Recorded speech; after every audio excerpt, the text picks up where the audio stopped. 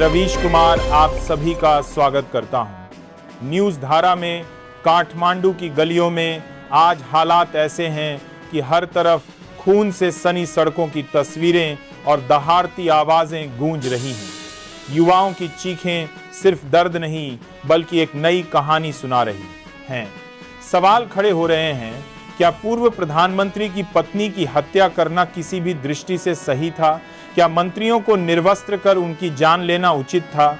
संसद भवन, राष्ट्रपति भवन और प्रधानमंत्री आवास जैसी संस्थाओं को आग के हवाले करना क्या लोकतंत्र की राह है? दूसरी तरफ इन्हीं घटनाओं को एक वीर गाथा की तरह सुनाया जा रहा है। लोग कह रहे हैं कि यह इतिहास की ऐसी पहली क्रांति है जिसमें किसी नेता का चेहरा आगे नहीं था बल्कि आम युवाओं ने सत्ता को गिराकर रख दिया। केवल 36 से 38 घंटों के भीतर पूरी सरकार ध्वस्त हो गई। सोशल मीडिया पर पहले सिर्फ मीम्स और मजाक का केंद्र रही जिनजी अब क्रांति का प्रतीक बन गई है। उसकी गूंज नेपाल से निकलकर दुनिया के कई देशों तक पहुंच चुकी है और वह लाखों युवाओं को प्रेरित कर रही है। जो सरकार सोशल मीडिया पर रोक लगाकर इन्हें चुप कराना चाहती थी, वही सरकार उन्हीं के हाथों गद्दी से बाहर फेंक दी गई। 38 घंटे के अंदर प्रधानमंत्री की कुर्सी सत्ता के अंधकार में डूब गई। लेकिन असली प्रश्न यह है कि जो आंदोलन एकदम शांतिपूर्ण तरीके से हाथों में पोस्टर और तख्तियां लेकर शुरू हुआ था, वह अचानक इतना हिंसक और असाधारण विद्रोह कैसे बन गया? आखिरकार युवाओं का गुस्सा इस हद तक क्यों भड़क गया? जब हम इसकी गहराई में उतरते हैं तो साफ नजर आता है कि यह सिर्फ सोशल मीडिया बैन के खिलाफ आवाज नहीं थी बल्कि लंबे समय से दबे असंतोष और आक्रोश का विस्फोट था। नेपाल में 38 घंटों में सरकार का तख्तापलट सिर्फ एक घटना नहीं बल्कि गहरे जख्मों का परिणाम है। इसमें भ्रष्टाचार का दंश है, बेरोजगारी की पीड़ा है, भाई भतीजावाद की सड़ांध है और जिंजी के नेतृत्व में भड़का खूनी संघर्ष भी। इन सब ने मिलकर उस नेपाल को, जिसे कभी शांति और बुद्ध की धरती कहा जाता था, अस्थिरता और अराजकता में धकेल दिया। समझने के लिए हमें लौटना होगा 4 सितंबर 2025 पर, जब ओली सरकार ने अचानक फेसबुक, इंस्टाग्राम, यूट्यूब, व्हाट्सएप और एक्स सहित 26 डिजिटल प्लेटफॉर्म पर प्रतिबंध लगा दिया। वजह बताई गई कि यह प्लेटफॉर्म रजिस्ट्रेशन नियम तोड़ रहे हैं। लेकिन असली चोट वहां पड़ी जहां देश की सबसे बड़ी ताकत युवा पीढ़ी को अपनी आवाज दबाई गई महसूस हुई। नेताओं के बच्चों की ऐशो-आराम की जिंदगी और आम युवाओं की बेरोजगारी का फर्क देखकर नेपो किड्स और नेपो बेबीज जैसे हैशटैग सोशल मीडिया पर ट्रेंड करने लगे। लाखों स्कूली और कॉलेज के छात्र सड़कों पर उतर आए, स्कूल यूनिफॉर्म में, किताबें हाथों में और नारे गूंजते हुए।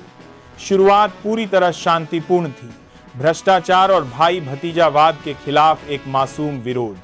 लेकिन सत्ता अक्सर जनता की पुकार सुनने के बजाय अहंकार में डूब जाती है। नेपाल की सरकार ने भी यही किया। उसने अपने ही बच्चों को विरोधी मान लिया। यही सबसे बड़ी भूल थी। और फिर आया 8 सितंबर का काला दिन। काठमांडू की सड़कों पर पुलिस ने निहत्थे छात्रों पर गोलियां बरसा दी। 20 बच्चे मौके पर ढेर हो गए। 300 से अधिक घायल हुए। किसी की छाती छलनी हुई, किसी की आंखें लहूलुहान, किसी के पैर छलनी। संसद भवन के बाहर नारे लगाते 22 वर्षीय छात्र को पुलिस की गोली ने गिरा दिया।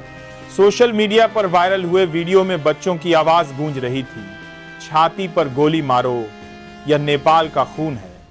यही वह पल था जब शांतिपूर्ण आंदोलन की लौ हिंसक ज्वाला में बदल गई और यही आग आगे चलकर पूरे नेपाल को अपनी लपटों में झोंक गई। एक खून से सना जूता। यही तस्वीर सोशल मीडिया पर सबसे पहले वायरल हुई। इस तस्वीर ने पूरे नेपाल को झकझोर दिया। दुनिया भर में हैशटैग ब्लडी शू नेपाल ट्रेंड करने लगा। यह वही तस्वीर थी जिसने हर नेपाली के दिल में गुस्सा भर दिया।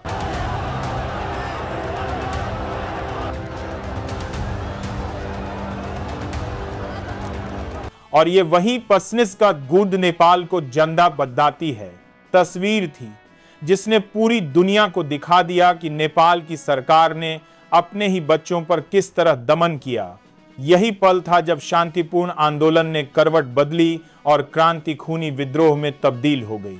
20 बच्चों की मौत ने युवाओं को अंदर तक तोड़ दिया।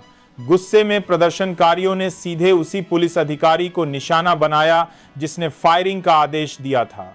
मीडिया चैनल जो सत्ताधारियों की भाषा बोल रहे थे और बच्चों के पक्ष की बात नहीं दिखा रहे थे, भीड़ के गुस्से का शिकार बने। टीवी स्टेशन जला दिए गए, मंत्रियों पर हमले हुए, वित्त मंत्री विष्णु पटेल को सड़कों पर पीटा गया, उनका अपमानजनक वीडियो हर जगह फैल गया। ऊर्जा मंत्री दीपक खड़का के घर से लूटे गए नोट हवा में उड़ाए गए। पूर्व प्रधानमंत्री शेर बहादुर देउबा और उनकी पत्नी पर हमला हुआ, जिसमें उनकी पत्नी की मौत हो गई। अब तक का शांत प्रदर्शन बेकाबू होकर हिंसक बगावत में बदल चुका था, लेकिन यह सब रोका जा सकता था अगर प्रधानमंत्री ओली समय रहते पद छोड़ देते। गोली चलने के बाद जब हालात बिगड़ने लगे, तब भी वह अपनी कुर्सी से चिपके रहे। इस्तीफा देने से पहले सेना से सुरक्षा मांगी, लेकिन सेना ने साफ कह दिया कि पहले पद छोड़ना होगा। अंततः जब भीड़ उनके घर तक पहुंच गई तो ओली हेलीकॉप्टर से भाग निकले। खबरें कहती हैं कि शायद दुबई चले गए। उनका साफ मारे को करने के लिए कारने सियासी सफर 14 साल की उम्र से शुरू हुआ था। राजशाही विरोध से लेकर जेल तक, कम्युनिस्ट पार्टी में संघर्ष से लेकर 10 साल में 4 बार प्रधानमंत्री बनने तक, लेकिन कभी भी कार्यकाल पूरा नहीं कर पाए।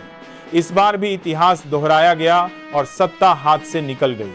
नेपाल की राजनीति को हिला देने वाली इस आग की जड़ में सिर्फ गोलियां ही नहीं थी, इसमें भाई भतीजावाद भी था। नेताओं के बच्चे आलीशान गाड़ियों और प्राइवेट जेट में दिखते रहे, जबकि आम जनता बेरोजगारी और पलायन से जूझती रही। सोशल मीडिया पर नेपोस्ते बच्चे गाड़ियों और छारी भवा ने दसिक जीवा ने बरिया और आग, बेरोजगारी और बच्चे गाड़ियों नेपाल की राजनीति को हिला देने वाली। किड्स और नेपो बेबीज लगातार ट्रेंड कर रहे थे। भ्रष्टाचार ने इस गुस्से में तेल का काम किया। ट्रांसपेरेंसी इंटरनेशनल बार बार नेपाल को दक्षिण एशिया का सबसे भ्रष्ट देश बताता रहा। हाल के वर्षों में घोटालों की लिस्ट लंबी है। 2021 में 54,600 करोड़ का बंधु घोटाला, 2023 में 13,600 करोड़ का ओरिएंटल कोऑपरेटिव घोटाला और 2024 में 69,600 करोड़ का एक और बड़ा घोटाला। ओली पर भी चीनी डील से लाभ उठाने के आरोप लगे।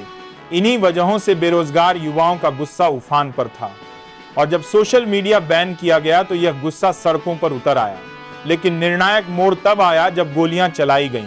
युवाओं ने कहा, अगर काबू पाना था तो पानी की बौछारें की जा सकती थीं, आंसू गैस छोड़ी जा सकती थी, लेकिन सरकार ने अपने ही बच्चों पर गोलियां चला दी। यही वह क्षण था जब नेपाल जल उठा। 13 एकड़ का राष्ट्रपति भवन प्रदर्शनकारियों के कब्जे में गया। सुरक्षा बलों से हथियार छीने गए।